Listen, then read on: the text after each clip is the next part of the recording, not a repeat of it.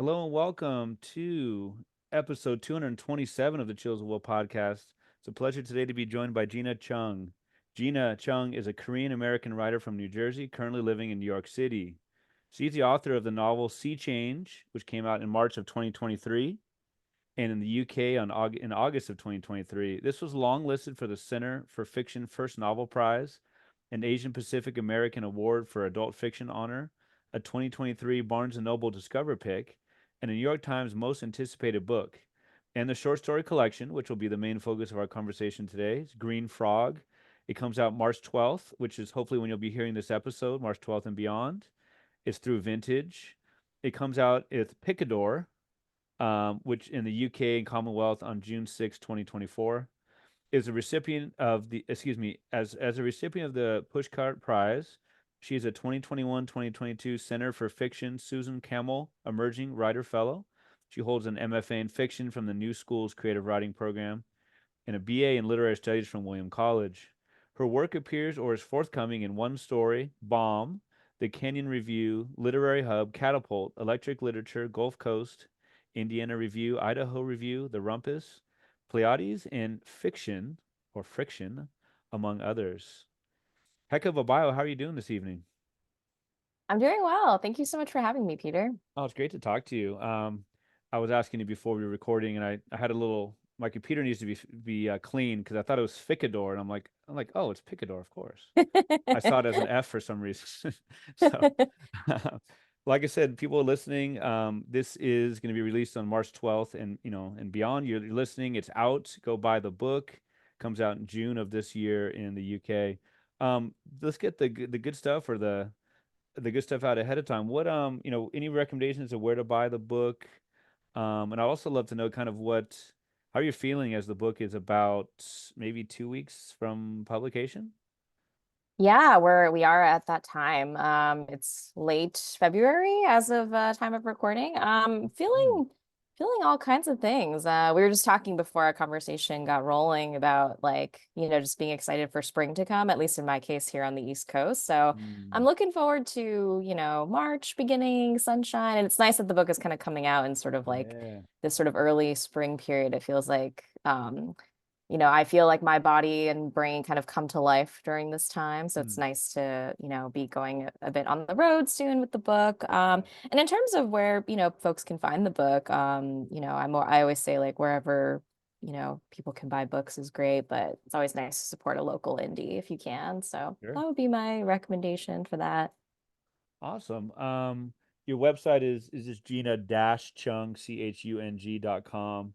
And I would think, can we find information about like touring and appearances? Yeah, there's an events page on my website. Thank you for that shout out where folks Hmm. can. I try to be vigilant about updating. So, Yeah. general tour and information can be found there. I'm also on Instagram and Twitter at Gina the Chung. So it's just my name with a THE in between my Okay. first and last name. But the website is probably the best place for updates. Right. Well, very cool. If you're listening right now and you're in New York, looks like the day of publication, you're with a former guest here, Melissa Rivero. It's going to be awesome. It's Yeah. right 4 o'clock, excuse me, 7 o'clock Eastern. The Center for Fiction is on 15 Lafayette Avenue in Brooklyn. Books are magic. All these cool places coming up. That's awesome. What I don't know. I don't know if you get into Goodreads and all that stuff, but I wonder what maybe you've heard from some early readers. Obviously the people who like your beta readers and all that, but more so maybe some people who've gotten it out in the world in different ways. What kind of feedback you've gotten? Yeah, it's been really positive. I mean, I try not to like be too obsessed with Goodreads, especially once I only have so far one book out in the world, but it's hard. I think for a lot of writers it's hard to not want feedback because there's such a long Hmm. period of waiting before a book comes out in the world. And so, I do sometimes look at the early reviews of things on Goodreads. And then I think once like a thing is out in the world, it feels like, okay, I no longer need to be as obsessive. It's probably not good for my mental health that way. But, I've been tagged on things on social media with early readers getting galleys with like early pushes for the book. And friends who receive copies have read it as well at this point and like shared their thoughts with me. And it's all been really lovely for the most part. It's interesting too, just to hear from people who are experiencing these stories like as a collection for the first time, since a lot of them were written at sort of different points of my writing life. And so to see them all together in this like beautiful edition is just really exciting. And to hear what people are saying and sort of thinking about the themes of it all. Because I was worried that, initially, you want the collection to feel cohesive, but you're also kind of like, well, these all came from different points in my life. But for now that people are reading it and they're like, oh yeah, I see how these things hang together, it feels really intentional. I'm like, oh, that's great, because I don't know that it started out that way. Uh, well, in your acknowledgments for this collection, which again is called Green Frog, you shout out, you basically say, thanks to the storytellers of my life. So I'd love to know just about that and just about in general your relationship with the written word growing up. I don't know if you're first generation, second generation. I don't know if you like some of your narrators, if you speak just a little Korean, if you're fluent. I wonder, maybe even how Korean, if at all, affected your writing and your early reading and writing. Yeah. Yeah, absolutely. It's interesting because I was born in the US, but my first language was Korean, Mm. and I think I was maybe like 4 or very young when my parents first sent me to like, whatever the level before, like I think it was like nursery school. I went to nursery school and I like didn't speak any English. The only English I knew was from like phrases I'd heard on TV. So, as you can imagine, I wasn't very popular in nursery school because I would just go around repeating slogans from commercials and things. And a lot of the books that, I had growing up were initially like Korean picture books. But then, of course, as I got older and, language acquisition happens, like I became much more fluent in Korean, I'm sorry, in English than I am in Korean. And to this day, I do read and write and speak in Korean, and I try to with my family whenever we're hanging out. But I always say I'm like I have the conversational fluency of like a precocious fourth grader in Precocious fourth Korean. grader. Okay. Yeah, and I can like have a chat about like the weather. I can chat about, things going on in the world, but I probably can't like read a complex, newspaper article about politics and like have a decent conversation about it in Korean. But in terms of like my early sort of upbringing and stories and all that, my mother is a huge reader, as was her father. And so I grew up, always kind of bookish and reading. Books were very much a very early component of my life. And it's funny, I was just thinking about the other day, like what was my very first like kind of favorite book. And it was a picture book written in English. It's called like Owen by Kevin Henkes. And he's like a pretty well-known children's book author and Yeah, yeah, yeah. illustrator. Yeah, and it's about a little mouse who has like a security blanket that he has to go Mm. around with everywhere. And what happens when, eventually they tell him, you have to grow up, you have to leave this blanket behind. I don't know why this book spoke so much to me at a young age, but I like actually I wasn't even literate yet at this point, but my parents would read the book to me every night and I Mm. memorized it. Really? To the point where they thought I was reading at a level that I shouldn't have been reading. So obviously it was lies and the deception was very quickly found out. But I always loved, books and reading. And then as soon as I realized that books were a thing that could be written by people like me, Right. I started writing and illustrating them at a very young age. I would like use my dad's like printer paper and like illustrate them myself, staple them and hand them to my parents to be like, go give these to your friends, let them know I have a book in the world. So yeah, I was always so keen on like just thinking about stories and books. And my parents actually they read a lot to me, bought me books whenever they could, but they also were both very creative and like it's interesting. I think my mom probably read to me more than my dad, but my dad actually would like make up stories to tell me at bedtime sometimes. And it's funny because he always insists that he's like the less creative or artistic one in my family. He's like a professor of accounting, so he's a numbers guy, but he would make up these very intricate sort of like world buildy stories that I think definitely, probably influenced parts of my young storytelling brain at that age.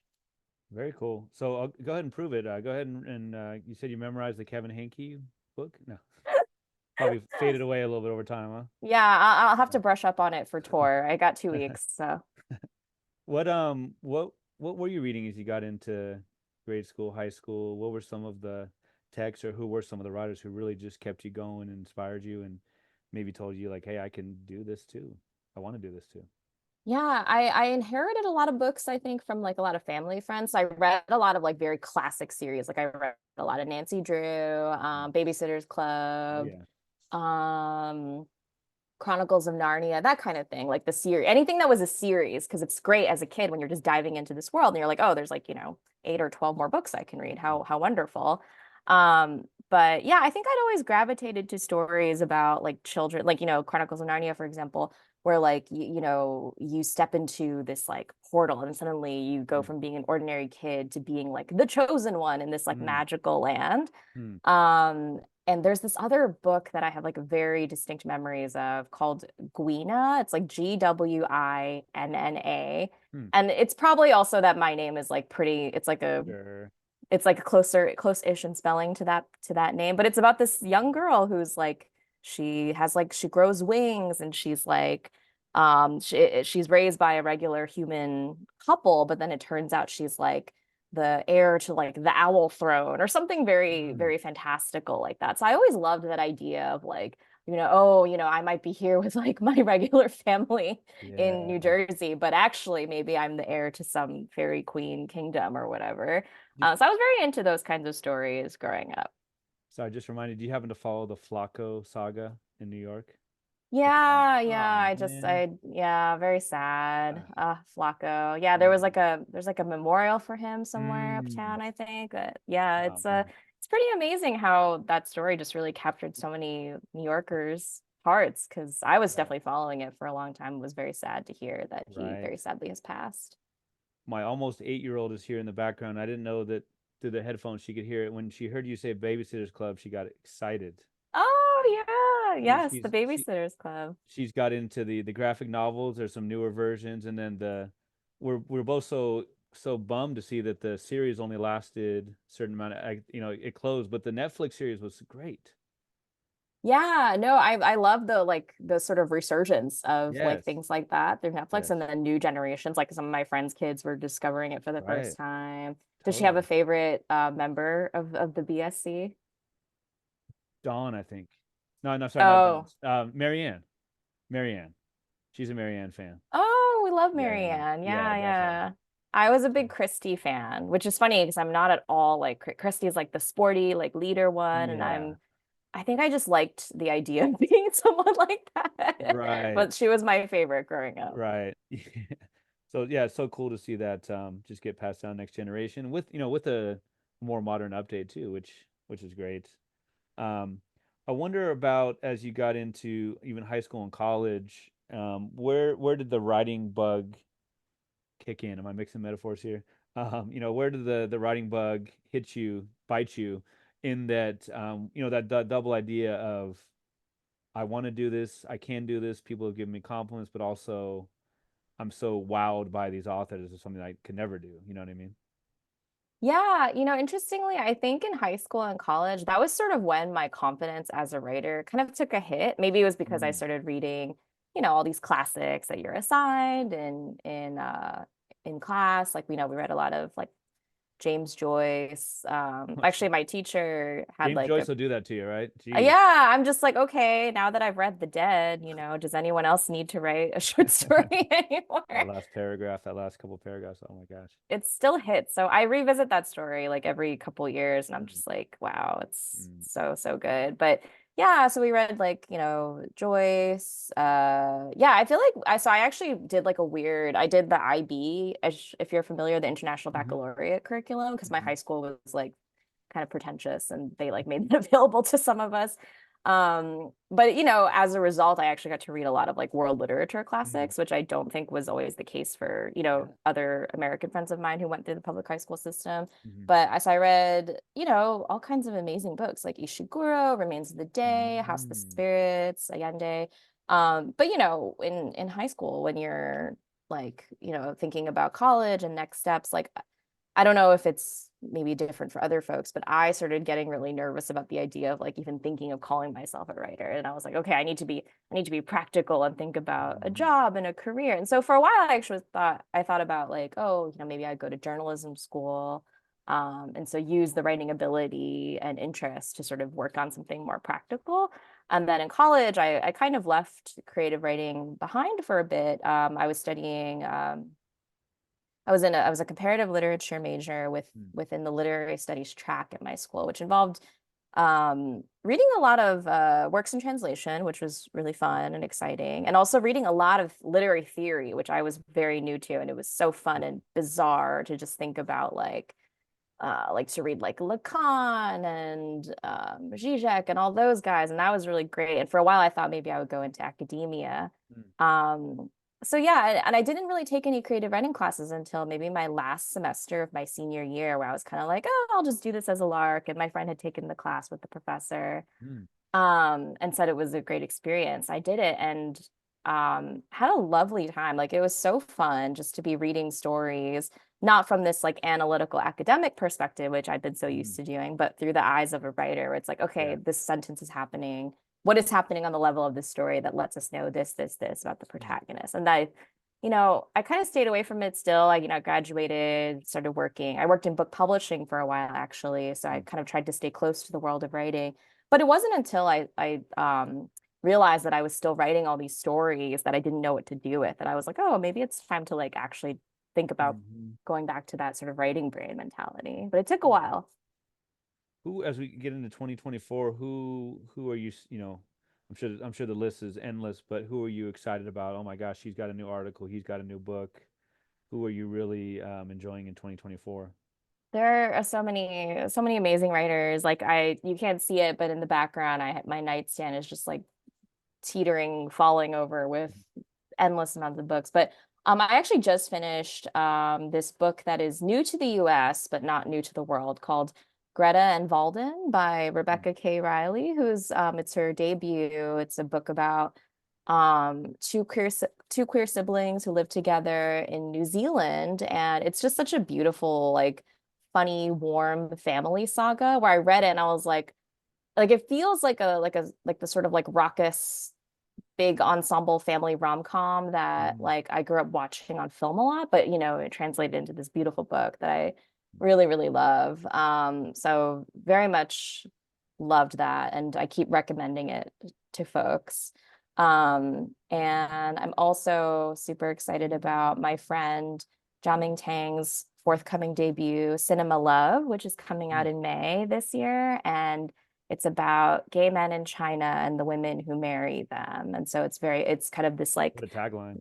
yeah, it's like this generations long saga and all kind of revolves around this one like theater in China where like these men go to cruise and Mm. some of the wives like know about these arrangements, some of them don't. It's sort of about kind of like the impact and the ways in which all of their stories sort of line up around this theater. So Mm. those are just two of the many examples of books Sure. that I'm very excited about. I appreciate you sharing that. So Green Frog is a collection of, I want to say, 14 stories. 15, I think. 15. Yeah. Okay. And like I said, it's a short story collection. And I'd love to know about some of the seeds for it. Which, as you said, I forget if it's recording or not, but just the idea that, you're going back and experiencing different emotions. And I just, I'm so reminded about the great short story collections. And I put yours in the list of just, you get to write about so many different themes and topics and issues and have different characters. While I do and I love thematically linked short stories and ones that have the same characters throughout or mostly, there's not a lot of that in yours, if any. You maybe tell me a little bit. There's some tangential connections, I think, right? But I just love the fact that you're able to write about so much, such a broad range, but also got to feel like that's got to stretch your creativity. So kind of a long way of getting at. I just love about know about some seeds for this. Maybe just what made you think that it could be a collection. Yeah. Yeah, well, thank you for that. I think I'll guess I can mention a bit about the title story, which is Mm-hmm. Green Frog, and that's probably one of the older stories in this collection. And the title of that story comes from a Korean folk tale, which is it's like the legend of the green frog or 청개구리, which is the phrase in Korean. And it's like this essentially like very horrifying cautionary tale, like Mm-hmm. it's an old Korean folk tale told to kids to be like, listen to your parents, where it's all about this little green frog who doesn't who always does the opposite of what his mom tells him to do, thereby driving her to like an early grave. So it's like this very like kind of like traumatic story that I grew up with. And it's common in Korean culture for like wayward or disobedient children to be called 청개구리s themselves. And it's like something my mom would kind of say jokingly to me if I like didn't listen to her, you know, left my socks on the floor or whatever. But I feel like that sort of theme of not living up to familial or societal or community expectations is something that I've certainly dealt with in like my own life as the daughter of immigrants, as someone who grew up in very particular sort of networks of communities. And so that story came out of my wondering of like, what would it look like for someone who is a bit of a green frog themselves and that they can't help but like not do the right thing all the time, and what would happen if they were to sort of quote unquote pay the ultimate price and like lose a parent, and you know, what does that look like to forge an identity for yourself, and a life for yourself that is outside of the expectations that that parent may have had for you. So that's where that particular story came from, and a lot of the other ones sort of I always say that, you know, the best thing for inspiration, for writing is just to get out and be in the world and just observe things. And so some of the stories in the collection came from moments like that, where I was just out in the world doing a thing and then saw something a little bit interesting or weird that caught my eye and that I couldn't stop thinking about. There's another short story in the collection that's probably the shortest one, called Mantis. And it's about a praying mantis and the ups and downs of her dating life. But it came from like literally just a moment where I was with my family at a gas station in upstate New York, just like a very random place to run into like kind of like a big and kind of intimidating insect like that. But we were taking like a photo together for some reason. And then this praying mantis just leapt out of nowhere into our photo. And I was like, oh, like, what are you doing up here on the side of this highway in upstate New York? And so it just got me thinking about like the nature of that type of animal. And so a lot of this sort of stories come from me like seeing a thing and kind of wondering about it and thinking about like, well, if we were to give this animal or this person or whatever it is like subjectivity, what would their day look like? Yeah, I'll never look at praying mantis the same way after that story. They basically have to or basically kill the sexual partner. Right. Yeah, yeah. So they're famous to the fact that the female usually kills the male after mating. But I did learn while researching that they don't always do this. You know, it's not like a given. So I think that's so in the story, it's like my female praying mantis protagonist has to kind of decide, you know, does she want to do this with one of her latest conquests? And I thought that was fascinating that they don't actually have to do it. It's just something that happens for some reason, you know? Oh well, just happens.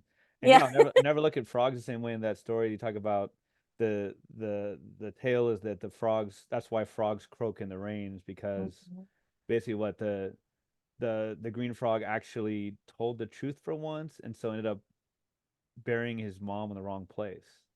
Right. Right? Yeah. She's dying, his mother, because she's Yeah. so stressed out about his constant disobedience. Right.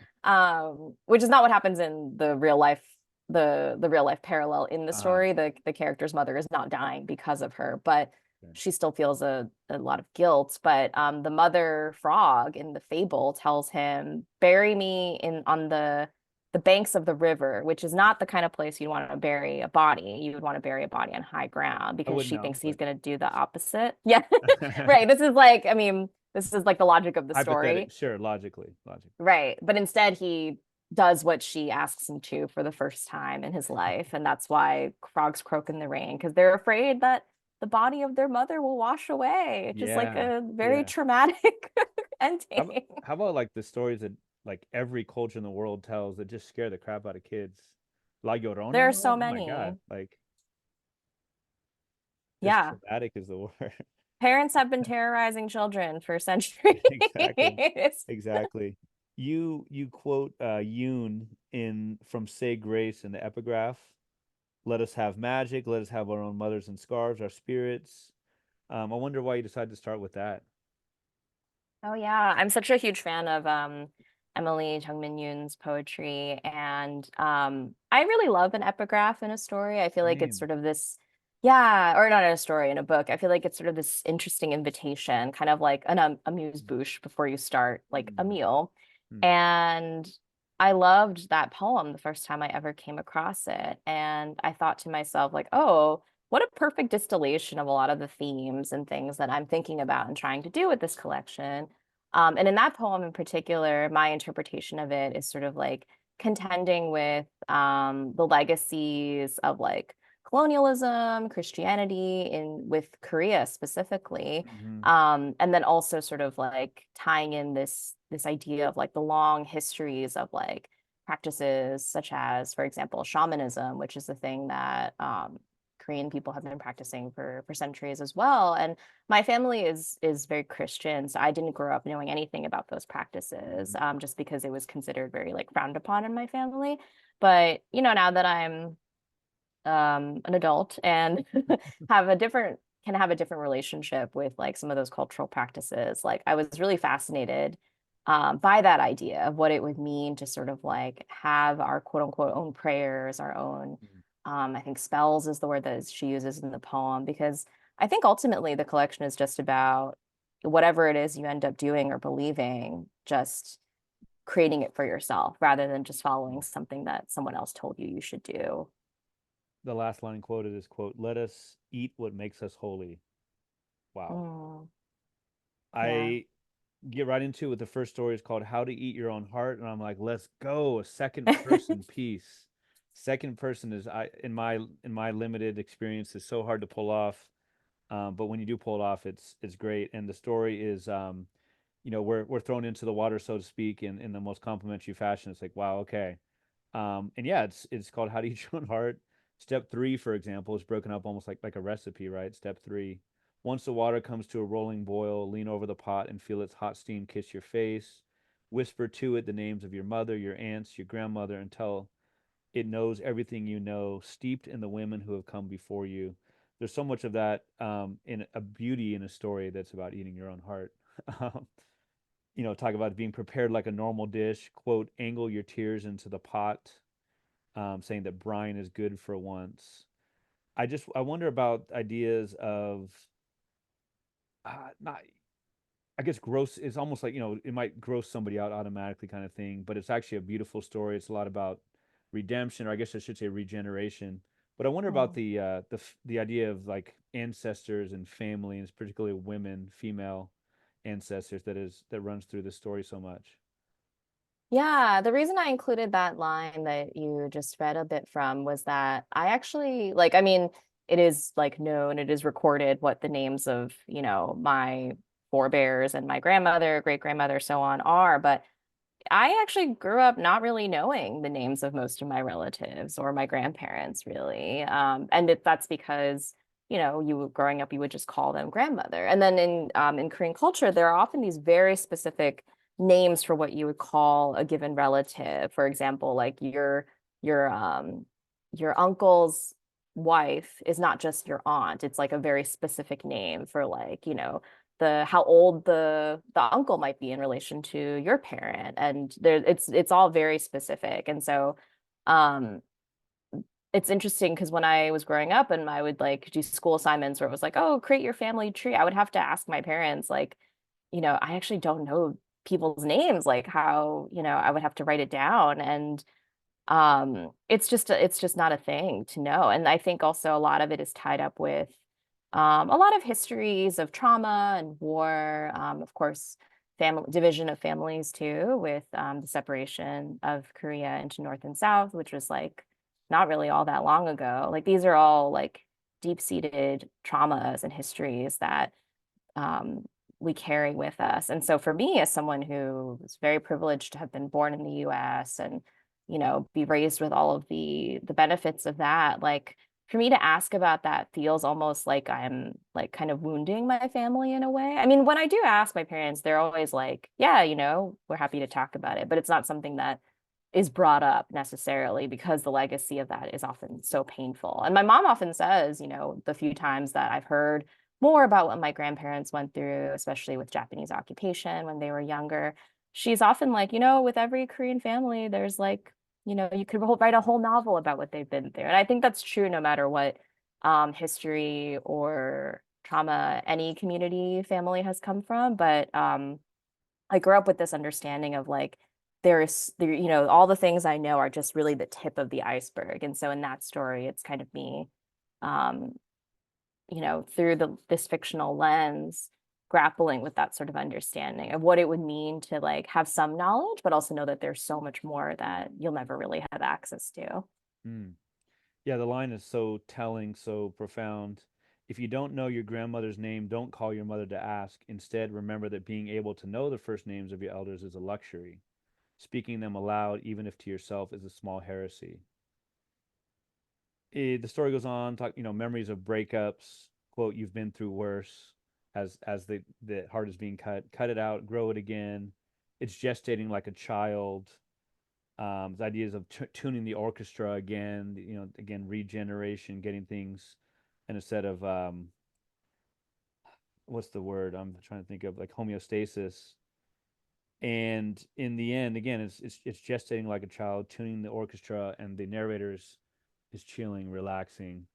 What are you trying to say there about regeneration, about the heart specifically, and about regrowing it, cutting it out, which is obviously would seem to be pretty painful, but the ideas of Yeah. pain and also regeneration. Yeah, so I wrote this piece. It's funny, I wrote this piece like after I took of all things a Zoom class on like just basic culinary knife skills. Ah. So a lot of the instructions that they gave us about like, oh, you got to keep your knife sharp, here's how to be Mm, safe when you're cutting up stuff. Like these were all things that I just took uh, notes on. And then yeah. later when I was looking through my notes again, I was like, oh, there's like something here in terms of like if I were to write a story that took the form of like a recipe. But it occurred to me that, you know, cooking, like, you know, being in the kitchen, like these are all spaces that, of course, they're not exclusive to women throughout history, but for the women in my family, like the kitchen was often such a place of refuge, a place of community and gathering, and also healing and regeneration, as you've said so beautifully. And I think the reason I connected it to heartbreak, I mean, in this particular story, we don't really get a clear, it's not like specifically said like, oh, it's because they're suffering from this, but I wanted it to sort of be this kind of bizarre, fantastical kind of recipe for heartache and pain. And it's this thing that the protagonist knows that they can come back to no matter how many times they need to. And that kind of is what heartbreak feels like for me, whether it's over like a romantic relationship ending or a friendship or even just like a life heartache or disappointment. It's like this feeling of like, oh, not this again. But then also the other part of the not this again is knowing that you've been through this and that you've come back from it. And you can, but the only way out is through, to use a sort of cliched expression. But I think it is true in that the only things that can really sort of bring you through to the other side is just sort of relying on the knowledge and wisdom that maybe you've gained from past hurts and also from the people in your family or lineage or community, whatever that looks like. And then also knowing that you can like just trusting in yourself to be able to come out of that in whatever way it looks like. And I think the nature of the regeneration aspect of it, it's I do think that that process is cyclical in that heartache might look different each time you go through it, but in the end the stuff that gets you out of it is probably the same thing that gets you out of the last one. And that Hmm. yeah, you're always going to be who you are, but maybe you get a little bit more sort of better at handling it each time, just because the heart is, you know, to use another cliche, the heart is a muscle. And so Hmm. it can get stronger over time. Theoretically, right? Yeah, yeah. Easier said than done. No, no, no. I'm just Yeah, I mean, definitely I'm not a makes a lot of doctor, so sense. no one should take any medical advice from me. I